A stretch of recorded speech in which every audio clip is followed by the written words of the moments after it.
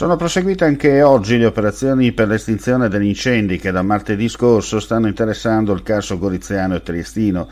Sono sempre presenti i vigili del fuoco provenienti dai comandi di Gorizia, Trieste, Udine e Pordenone, squadre del Corpo Forestale Regionale, i volontari antincendio boschivo della Protezione Civile che operano da terra. Il supporto aereo è dato da 2 Canadair del Corpo Nazionale dei Vigili del Fuoco e da 3 elicotteri regionali.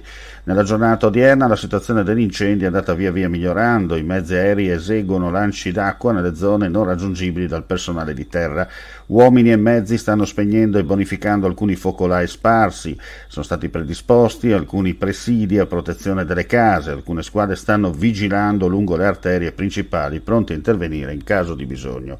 L'autostrada A4 è stata riaperta al traffico in entrambi i sensi di marcia e un mezzo aeroportuale dei Vigili del Fuoco, scortato dalla Polstrada e dal personale di Autovie Venete, esegue regolarmente dei sopralluoghi lungo la tratta che nei giorni scorsi era stata chiusa erogando acqua nei punti più pericolosi.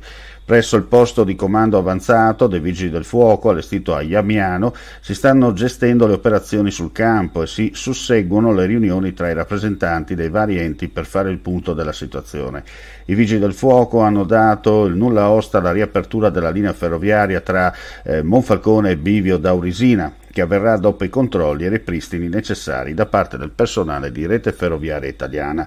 Durante le riunioni è stato deciso anche di riattivare per la notte, dopo la fine delle operazioni aeree, delle linee di alta tensione.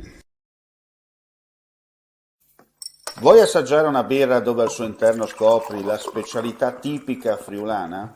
Lumi Beer, il prodotto ricavato in 20 ettari di terreno coltivato orzodistico, biodiversità, performance ambientale. Lumi Beer nelle sue 5 versioni disponibili, 4 per consumo veloce e dissetante e la versione Magnum per intenditori. Lumi Beer si abbina a qualsiasi palato. Lumi Beer è un prodotto esclusivo Azienda Agricola Pancera, il buon seme, i buoni frutti.